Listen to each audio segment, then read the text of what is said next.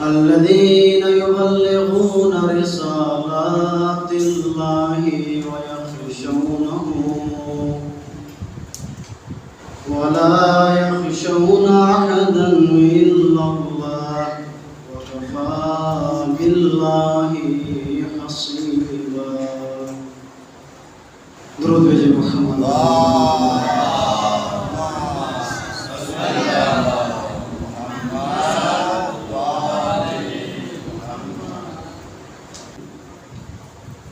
شب اربعین ہے، بہت ہی اہم مناسبت ہے.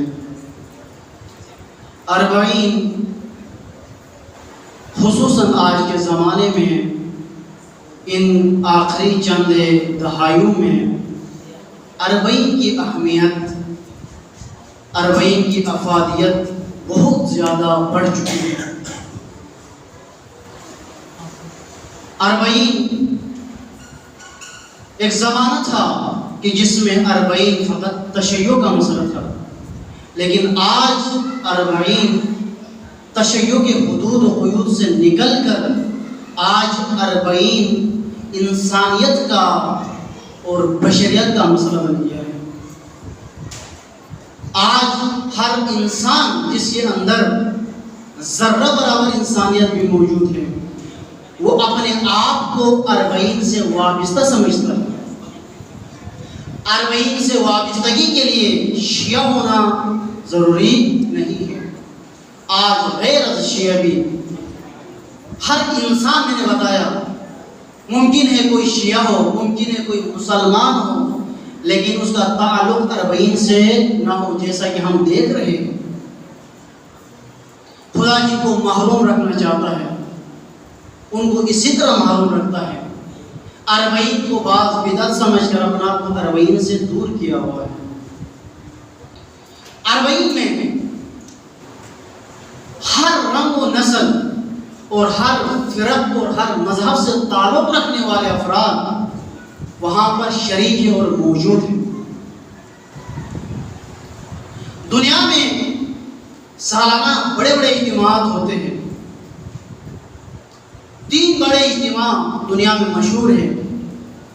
عدد کے لحاظ سے، کمیت کے لحاظ سے دنیا میں 3 بڑے اجتماعات منعقد ہوتے ہیں سالانہ. ہندوستان میں ایک میلہ ہوتا ہے سالانہ، یا 2 سال بعد یہ میلہ منعقد ہوتا ہے، جس میں بہت کثیر آبادی اور بہت کثیر تعداد شرکت کرتے ہیں. اس کے بعد دوسرا اجتماع حج کے موقع پر مسلمانوں کا اجتماع، اور تیسرا اجتماع اربعین حسینی کے اجتماع ہے.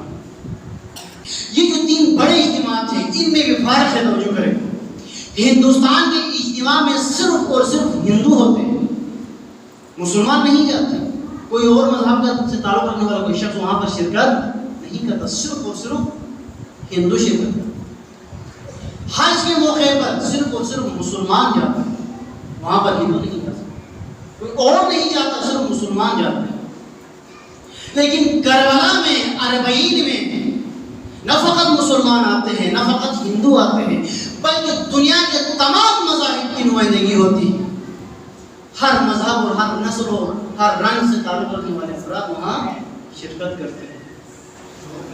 اربعین حسینی کو یہ امتیاز حاصل ہے، یہاں پر ہر قسم کے، ہر نسل اور ہر مذہب کے لوگ یہاں پر شرکت کرتے ہیں. وجہ کیا ہے؟ کیوں؟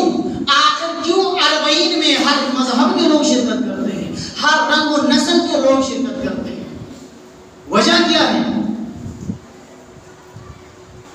وجہ یہ ہے کہ حسین کے بارے میں جو آپ سنتے ہیں جملہ کہ حسین محسن انسانیت ہے، حسین محسن بشریت ہے، حسین محسن تشیع نہیں ہے. اگر حسین محسن تشیع ہوتے تو صرف شیعہ شرکت کرتے. چونکہ حسین محسن انسانیت ہے، لہذا جس کے اندر انسانیت ہے وہ سارے شرکت. محرم کے مجالس میں یہ نقطہ بیان کیا تھا کہ حسین کو محسن انسانیت کا یہ جو ٹائٹل ملا ہے، یہ جو لقب ملا ہے، اس کی وجہ کیا ہے؟ کیوں حسین کو محسن بشریت کہتے ہیں؟ کیوں حسین کو محسن انسانیت کہتے ہیں؟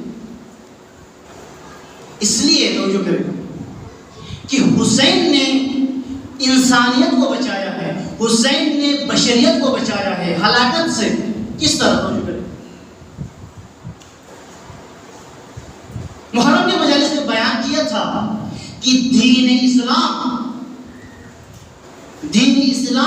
انسان کے لیے اس کی ضرورت کیا ہے، اس کی اہمیت کیا ہے، اس کی افادیت کیا ہے، اس کی حیثیت کیا ہے۔ دین کی حیثیت ہمارے لیے یہ ہے کہ جسے اردو میں کہا جاتا ہے یہ مایہ حیات ہے۔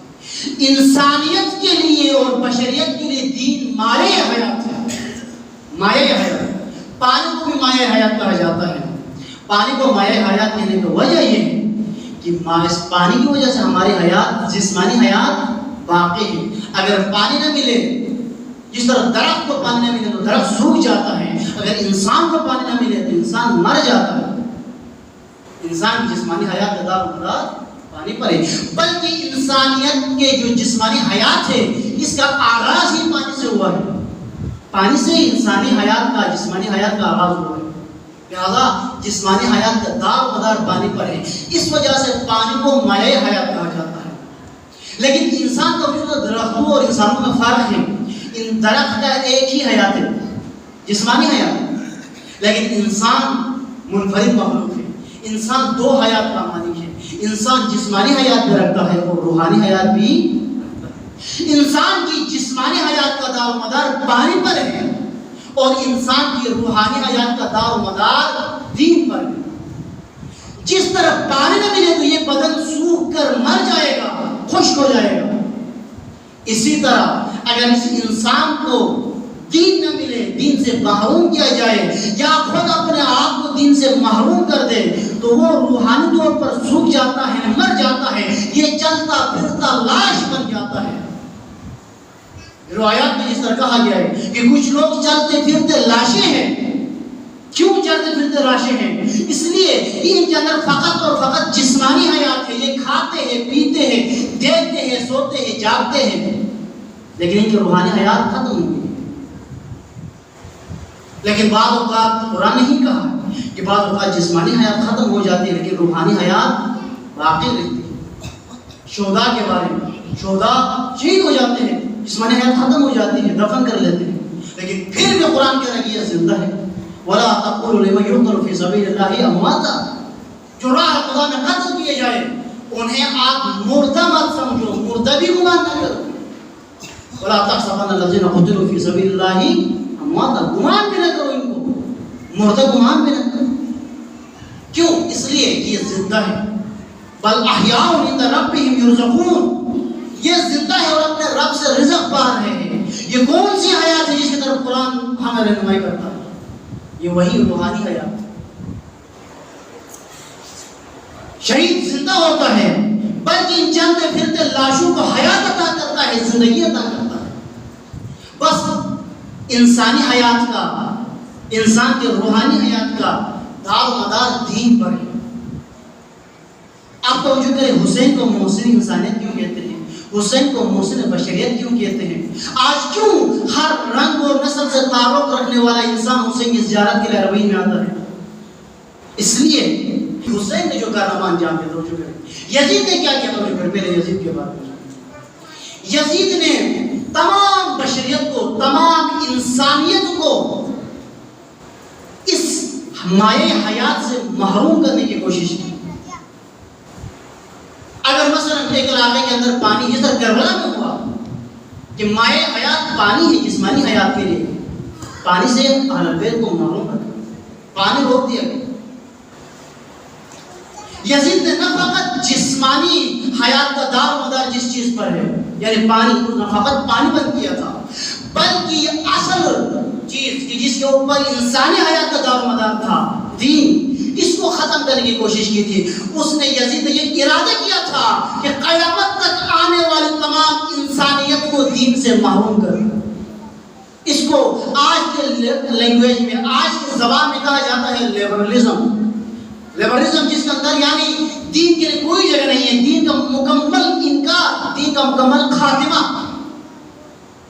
آج جو مغربی سوسائٹی ہے لبرلزم، یاد رکھیں اسلام کے اندر ڈکٹیٹرشپ کا آغاز، استبدادیت کا آغاز معاویہ بن ابو سفیان سے شروع ہو گئی، لیکن لبرلزم کا آغاز، بے دینیت کا آغاز، لادینیت کا آغاز یزید ابن معاویہ سے شروع کیا۔ باپ نے استبدادیت کا آغاز کیا اور بیٹے نے لبرلزم کا آغاز کیا۔ اسلام میں پہلا لبرل انسان یزید تھا اور پہلا ڈکٹیٹرشپ ان کے باپ معاویہ تھا۔ یہ تاریخ اسلام ہے، محققین نے ساتھ بیان۔ یزید اسلام کو، دین کو ختم کرنا چاہ رہا تھا، تا قیامت تک ہر انسان کو اس مائع حیات سے محروم رکھنا چاہ رہا تھا، نہ فقط شیعوں کو، نہ فقط سنیوں کو، بلکہ تمام انسانیت کو۔ چونکہ دین شیعوں کی ضرورت نہیں ہے، دین سنیوں کی ضرورت نہیں ہے، دین انسانیت کی ضرورت ہے، دین بشریت کی ضرورت ہے۔ اور یزید بشریت کو محروم کرنا چاہتا تھا اور یزید انسانیت کو محروم کرنا چاہتا تھا۔ اب حسین کا کارنامہ دیکھیں، حسین کو محسن انسانیت کہنے کی وجہ یہ ہے کہ حسین نے اپنے آپ کو، اپنے اصحاب کو اور اپنے کنبے کو اس پانی سے جو مائع حیات ہے اس سے 3 دن تک محروم رکھا، 3 دن تک پیاسے رہے، لیکن جو اصل مائع حیات ہے جس کے اوپر تمام انسانیت کا دار مدار ہے، اس مائع حیات کو تا قیامت تک آنے والی انسانیت اور بشریت کے لیے محفوظ کر دیا۔ محمد آل محمد بلند تر سلوات۔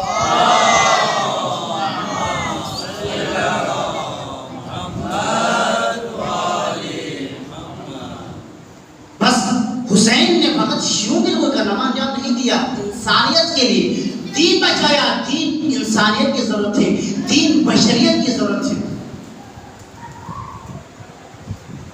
اس وجہ سے حسین محسن انسانیت ہے، حسین محسن بشریت ہے۔ اس وجہ سے آج کربلا کے اندر، آج اربعین میں ہر رنگ و نسل سے تعلق رکھنے والا انسان وہاں پر حاضر ہوتا ہے اور ہر ایک حسین سے وابستگی کا اظہار کرتا ہے، حسین سے محبت اور عقیدت کا اظہار کرتا ہے اور ہر ایک حسین کو اپنا امام مانتا ہے۔ یہ جو شاعر نے کہا تھا، دنیا کو بیدار تو ہو لینے دو، ہر قوم پکارے گی ہمارا ہے حسین۔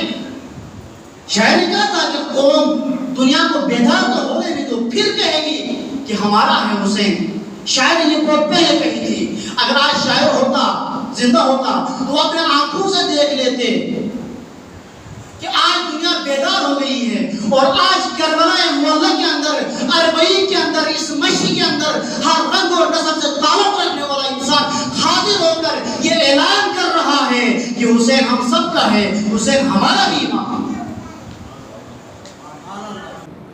اربعین حسینی کی حقیقت کیا ہے؟ اربعین ہے کیا؟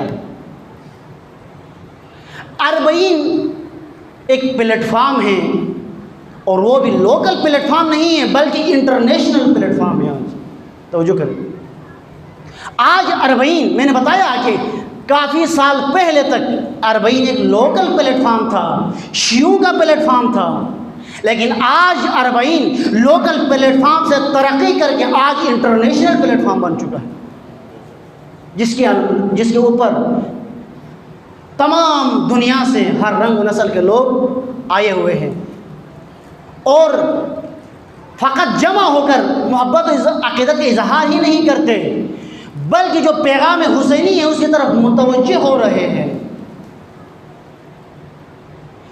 کیوں آج دنیا کی جو شیاطین ہیں، آج کے وقت کا جو یزید ہے، آج کے وقت کے جو فرعونی نظام ہیں، ان کا میڈیا ہے BBC اور CNN جیسے، کیوں ڈر رہے ہیں اس اربعین سے؟ کیوں ڈر رہے ہیں اس مشی سے؟ اس لیے کہ آج کی جو اربعین ہے وہ کل کی اربعین نہیں ہے، آج کی اربعین نے ایک اور روپ دھار لیا ہے۔ آج کے اس اربعین میں، آج کی اس تحریک میں وہی روح ہے، تحریک زینبی آ گئی ہے، اور جس تحریک کے اندر روح زینبی آ جائے اس تحریک سے وقت کے یزید لرز جاتے ہیں اور وقت کے یزید ڈر جاتے ہیں۔ اربعین حسینی ایک پلیٹ فارم ہے، ایک میڈیم ہے۔ کس چیز کی میڈیم؟ توجہ کریں، پیغام حسینی کو ابلاغ کرنے کا، پیغام حسینی کو انٹرنیشنل پلیٹ فارم پر تبلیغ کرنے کا ایک میڈیم ہے۔ پہلے اربعین حسینی ایک رسومات کا ایک مرکز تھا، توجہ کریں، تاریخ اٹھا کر دیکھیں اربعین کا۔ آج جمعہ کے خطبے میں بیان کیا کہ پہلے اربعین کا اجتماع شام میں ہوا کرتا تھا، جہاں پر دنیا بھر سے، یہی MI6 دنیا بھر سے ان ملنگوں کو لے جا کر وہاں پر تبرہ کرواتے تھے۔ صرف ایک ہی کام ہوتا تھا شام میں، بی بی کے مزار پر تبرہ۔ اس اربعین کا رخ اہل السنت کے مقدسات کی طرف تھا صرف اور صرف، لیکن آج کے اربعین کا رخ آج کے زمانے کے یزیدوں کی طرف ہے، آج کے زمانے کے طاغوتوں کی طرف ہے، اور آج کے زمانے کے فرعونوں کی طرف ہے۔ اس وجہ سے آج کے زمانے کے فرعون ڈر رہے، آج کے میڈیا ڈر رہا ہے۔ اربعین ایک پلیٹ فارم ہے، توجہ کریں، ایک میڈیم ہے جس کے ذریعے سے پیغام کربلا کو، پیغام حسینی کو اور پیغام عاشورہ کو عام کیا جا سکتا ہے، اور جیسے کہ عام ہو رہا ہے۔ آج پوری دنیا کی نظریں ٹکی ہوئی ہے کربلا پر، اربعین پر۔ جو شخص نہیں جانتا تھا وہ بھی جب دیکھتا ہے میڈیا پر، تحقیق کرتا ہے کہ یہاں پر ہوا کیا تھا، یہ کیوں اتنا بڑا اجتماع، دنیا کا سب سے بڑا اجتماع یہاں پر کیوں منعقد ہوتا ہے، یہاں پر لوگ دل کھول کر کیوں انفاق کرتے ہیں، لوگ دور دراز سے صعوبتیں اور مشکلات برداشت کر کے یہاں آتے کیوں ہیں۔ دنیا تحقیق کرتی ہے، تحقیق کے نتیجے میں دنیا پیغام عاشورہ کی طرف جاتی ہے، دنیا پیغام حسینی تک پہنچ جاتی ہے۔ بس سمجھ گئے کہ کربلا ایک میڈیم ہے کہ جو دنیا کو پیغام کربلا کی طرف لے جا رہا ہے، دنیا کو پیغام عاشورہ کی طرف لے جا رہا ہے۔ اور ایسا ہی ہونا چاہیے کہ پیغام عاشورہ کا ابلاغ اربعین کے ذریعے سے ممکن ہے۔ اربعین کے ذریعے سے کربلا کا پیغام ابلاغ ہوا ہے اور ہوگا۔ بنو امیہ سمجھ چکے تھے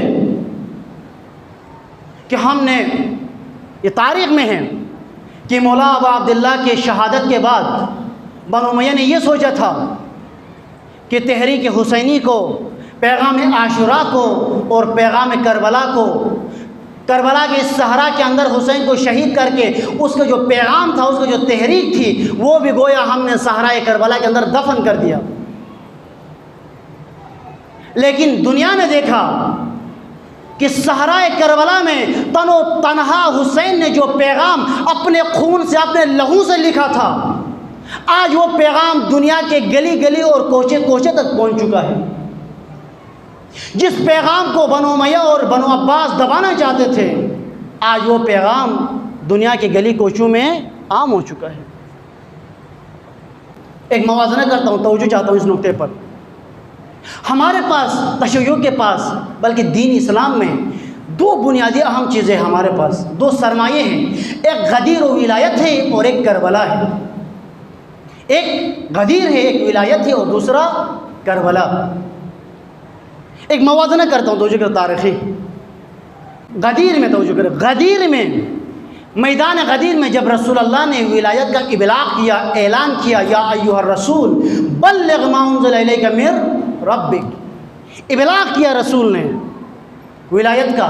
کتنے لوگ تھے وہاں پر، کتنے حاجی تھے، جو وہ حاجی کے جو بیت اللہ میں جا کر طواف کر کے توبہ و استغفار کر کے پاک و پاکیزہ ہو کر آئے تھے۔ بعض تواریخ کے مطابق 1,24,000 سے زیادہ حجاج وہاں پر تھے، اور سب نے ایک ایک کر کے مولا امیر المومنین کے ہاتھ پر بیعت بھی کی۔ لیکن دیکھیں، اتنی بڑی جمعیت، اتنے لاکھوں اصحاب، اس کے باوجود بھی غدیر کا جو پیغام تھا، ولایت آج کہاں پر ہے؟ ولایت آج کہاں پر ہے؟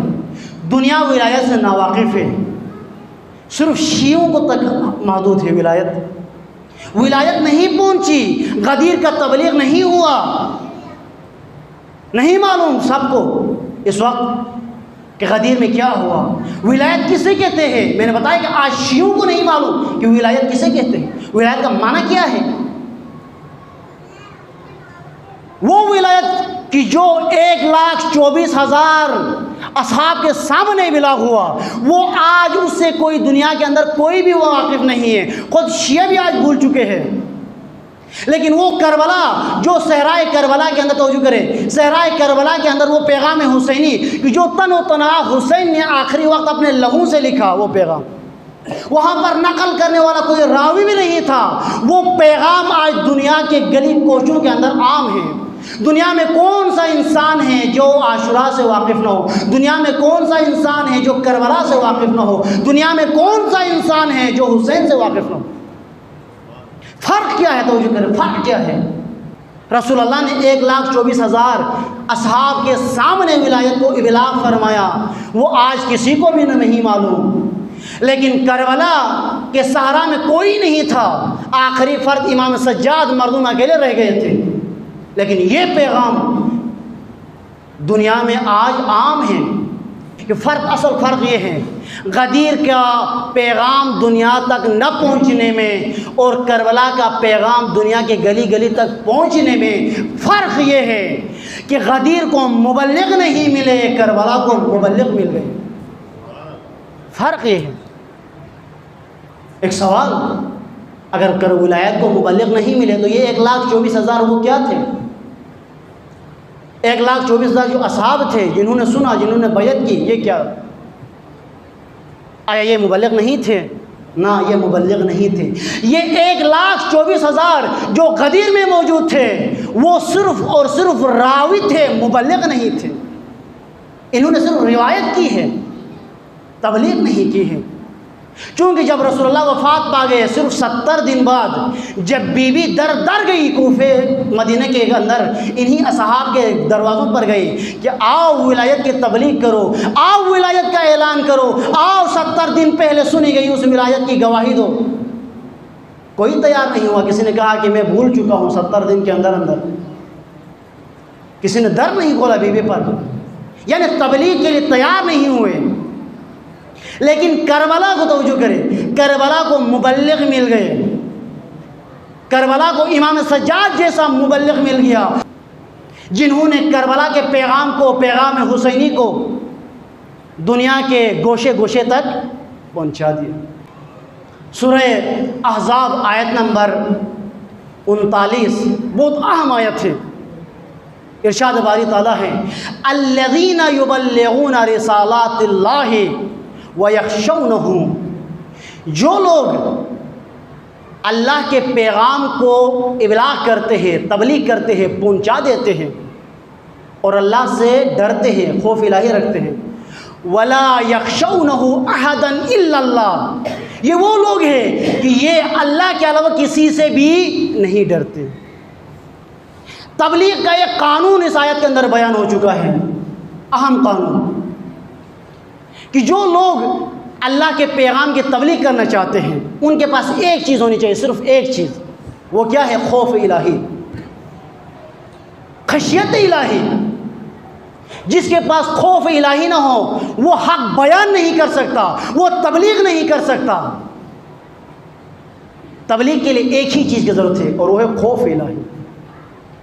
تبلیغ کرنے میں بھی خوف ہے، تبلیغ نہ کرنے میں بھی خوف ہے۔ توجہ چاہتا ہوں، تبلیغ کرنے میں ایک خوف ہے۔ کس چیز کا خوف؟ عوام کا خوف۔ تبلیغ کرو گے، اگر حق کا پیغام ابلاغ کرو گے تو لوگوں کی طرف سے ریئیکشن آئے گا۔ جب آپ حق بیان کرنے لگو گے لوگ پسند نہیں کریں گے، کیونکہ عوام حق پسند نہیں کرتے، حق گوئی پسند نہیں کرتے۔ اگر حق بیان کرو گے تو عوام ناراض ہو جاتے ہیں، اگر حق کی تبلیغ نہیں کرو گے تو اللہ ناراض ہو جاتا ہے۔ عجیب دو رہا ہے، کرو گے بھی تو کوئی ناراض ہوتا ہے، نہ کرو گے تو بھی کوئی ناراض ہوتا ہے۔ تبلیغ کرو گے تو عوام ناراض، نہ کرو گے تو اللہ ناراض۔ یہاں پر امتحان ہوتا ہے علماء کا، یہاں پر امتحان ہوتا ہے مبلغین کا، کہ اللہ کا خوف کھا کر، اللہ سے خشیت رکھ کر، خوف الہی کی وجہ سے دین اور حق کا پیغام ابلاغ کرتے ہیں یا پھر عوام سے خوف کھا کر دین اور حق کو چھپا لیتے ہیں. یہ دو راہ ہوتا ہے، آزمائش ہوتی ہے. سب سے مشکل ترین آزمائش علماء کی یہی ہے. خود توجہ کرے، جس وقت ولایت کا اعلان ہوا میدان غدیر میں، اس آیت میں الیوم اکملت لکم دینکم واتممت علیکم نعمتی ورضیت لکم الاسلام دینا. اس آیت میں ہے کہ آگے رسول اللہ نے خوف محسوس کیا ولایت کی تبلیغ سے، ڈر گئے. قرآن کہتا ہے. لیکن ہمارا والا خوف نہیں، مولویوں والا خوف نہیں کہ میں اگر ابلاغ کروں، حق بیان کروں تو یہ آئندہ مجھے عشرے میں نہیں بلائیں گے، اگر حق بیان کروں تو یہ مجھے واہ نہیں دیں گے، اگر میں حق بیان کروں تو یہ داد نہیں دیں گے، ہدیہ نہیں دیں گے. یہ خوف مولویوں کا ہے. انبیاء کا خوف یہ نہیں ہوتا. رسول اللہ اس وجہ سے نہیں ڈرے. رسول اللہ کا خوف کچھ اور تھا. جس طرح حضرت موسیٰ کا خوف تھا، قرآن نے بیان کیا حضرت موسیٰ ڈر گئے. حضرت موسیٰ ڈر گئے. کیوں ڈر گئے؟ اس لیے کہ حضرت موسیٰ علیہ السلام کے ذہن میں یہ بات آ گئی کہ اگر یہ جیسے ہی یہ جادوگر اپنا جادو دکھائیں گے، اس کے مقابلے میں جب میں معجزہ دکھاؤں گا کہ یہ جو عوام ہے بنی اسرائیل وہ بے شعور ہے، وہ معجزہ میں اور جادو میں فرق نہیں سمجھتے. اگر میں جادو کے مقابلے میں معجزہ دکھاؤں گا تو وہ عوام میرے معجزے کو کہیں جادو نہ سمجھ بیٹھے. اس وجہ سے حضرت موسیٰ ڈر گئے. اور ایسا ہی ہوا. حضرت موسیٰ کا خوف برحق تھا. ایسا ہی ہوا جب حضرت موسیٰ نے عصا پھینک کر اژدہا بنایا اور ان کے بنائے ہوئے رسیوں کے جو سام تھے انہوں نے نگل لیے، تو بنی اسرائیل نے کیا کہا؟ یار یہ موسیٰ تو ان سے بھی بڑا جادوگر ہے. یہی خوف حضرت موسیٰ کے دل میں تھا. اب رسول اللہ جب ولایت کی تبلیغ کرنے والے ہیں تو رسول اللہ کے دل میں بھی یہی خوف تھا. امیر المومنین نہج البلاغہ میں فرماتے ہیں کہ رسول اللہ کے دل میں وہی خوف تھا جو موسیٰ کے دل میں تھا. کہ رسول اللہ بھی ڈر رہے تھے کہ اگر میں ان حاجیوں کے سامنے، کیونکہ رسول اللہ اپنے اصحاب کی کیفیت سمجھتے تھے، اگر میں ان حاجیوں کے سامنے علی کی ولایت کا اعلان کروں گا تو کہیں ایسا نہ ہو کہ یہ لوگ علی کی ولایت کو محبت نہ سمجھ بیٹھے، علی کی ولایت کو مودت نہ سمجھ بیٹھے. یہ رسول اللہ کے دل میں خوف تھا. ایسا ہی ہوا. آج مسلمانوں کی اکثریت رسول اللہ کے اس خوف کے مطابق آج ولایت علی کو محبت علی سمجھ رہی ہے، ولایت علی کو مودت علی سمجھ رہی ہے. اللہ تعالیٰ نے کیا فرمایا؟ فلا تخشوہم واخشونی. فلا تخشوہم، آپ ان سے خوف نہ کھاؤ اے رسول. آپ کھلے الفاظ میں علی کی ولایت کا اعلان کرو، ان سے خوف نہ کھاؤ. واخشونی، اگر خوف کھانا ہے تو مجھ سے خوف کھاؤ. یہ قانون ہے کہ اللہ سے ولایت کی تبلیغ کے لیے خوف الہی چاہیے.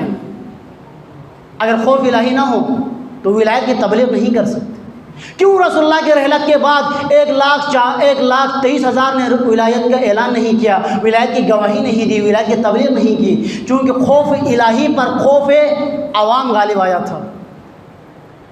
خلیفہ وقت کا خوف باری تھا، اس وجہ سے نہیں اعلان نہیں کیا. آج بھی توجہ کریں، وہ 1,24,000 جو اصحاب تھے، میں نے بتایا کہ وہ مبلغ نہیں بنے، وہ راوی بنے، صرف روایت کی نقل کی لکھا. ولایت کی ابلاغ کے لیے شجاعت چاہیے، بہادری چاہیے. اس زمانے کے لوگ، توجہ کریں، صدر اسلام کے لوگوں نے، صدر اسلام کے مومنین نے ولایت کی تبلیغ کیوں نہیں کی؟ خوف الہی نہ ہونے کی وجہ سے، عوام الناس کے خوف کی وجہ سے، خلیفہ وقت کے خوف کی وجہ سے ولایت کو دبا دیا. ولایت کی تبلیغ نہیں کی بلکہ ولایت کے بجائے خلافت کی تبلیغ کی. صدر اسلام کے مومنین نے خوف خدا نہ رکھتے ہوئے عوام الناس کے خوف کی وجہ سے کس کی تبلیغ کی؟ خلافت کی تبلیغ کی. اور آج 1400 سال بعد تک کس چیز کی تبلیغ کر رہے ہیں؟ صدر اسلام کے لوگوں نے ولایت اور امامت چھوڑ کر خلافت کی تبلیغ کی. آج 1400 سال بعد آج کے مسلمان، آج کے علماء، آج کے مفتی امامت و ولایت چھوڑ کر آج کے زمانے کے باطل نظاموں کی تبلیغ کر رہے ہیں. آج جمہوریت کی تبلیغ کر رہے ہیں. ایک امامہ پوش کا جمہوریت سے کیا تعلق؟ جب ہم مدرسے میں جاتے ہیں ہمیں امامت پڑھایا جاتا ہے، جب ہم مدرسے میں جاتے ہیں ہمیں ولایت پڑھایا جاتا ہے۔ ایک شخص جو قم اور نجف میں بیٹھ کر 15 سال لگا کر امامت و ولایت پڑھ کر آ کر پھر جمہوریت کی باتیں کرے۔ میں آپ سے ایک سوال پوچھتا ہوں بغیر کسی تعصب کے، عدالت کے ساتھ منصفانہ طریقے سے مجھے جواب دیں۔ آج تک آپ نے دیکھا ہے کہ یورپ میں، آکسفورڈ میں، ہارڈورڈ یونیورسٹی میں پڑھ کر، امریکہ اور برطانیہ سے پڑھ کر کوئی آ کر یہاں پر امامت و ولایت کی تبلیغ کرے؟ یہ معجزہ آپ نے کبھی دیکھا ہے؟ نہیں کرے گا۔ جو امریکہ اور برطانیہ میں پڑھ کر آتا ہے وہ لیبرل ڈیموکریسی کی تبلیغ کرتا ہے۔ کیوں؟ اس لیے کہ اس کو لیبرل ڈیموکریسی پڑھایا گیا ہے، اسے امامت نہیں پڑھایا جاتا، اسے ولایت نہیں پڑھایا جاتا۔ جب یورپ میں پڑھا ہوا، جب امریکہ میں پڑھا ہوا بندہ واپس آ کر ملک کے اندر جمہوریت کی تبلیغ کرتا ہے تو قم اور نجف میں پڑھنے والے آ کر ولایت کی تبلیغ کیوں نہیں کرتے؟ یہ معجزہ یہاں پر بھی کیوں نظر نہیں آتا؟ افسوس ہوتا ہے۔ میں نے بتایا کہ ولایت کی تبلیغ آسان نہیں ہے۔ قرآن بتا رہا ہے کہ ولایت کی تبلیغ کون کر سکتا ہے؟ الذین یبلغون رسالات اللہ ویخشونہ ولا یخشون احدا الا اللہ۔ ولایت کی تبلیغ وہی کر سکتا ہے جو صرف اور صرف خدا سے ڈرتا ہے، جو عوام سے ڈرتا ہے، جس کو عوام کے ووٹوں کی لالچ ہے، وہ کبھی بھی ولایت کا نام نہیں لے سکتا۔ وہ جمہوریت کی باتیں تو کر سکتا ہے، وہ عوام کو بے شعور تو بنا سکتا ہے، وہ عوام کو الو تو بنا سکتا ہے، لیکن وہ کبھی ولایت کی تبلیغ نہیں کر سکتا۔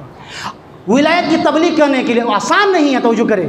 چونکہ دیکھیں بنی اسرائیل کے لوگ فرعونیت میں غرق تھے، فرعونیت میں غرق عوام کو، فرعونیت میں غرق بنی اسرائیل کو موسیٰ نے آ کر تبلیغ کرنا ہے۔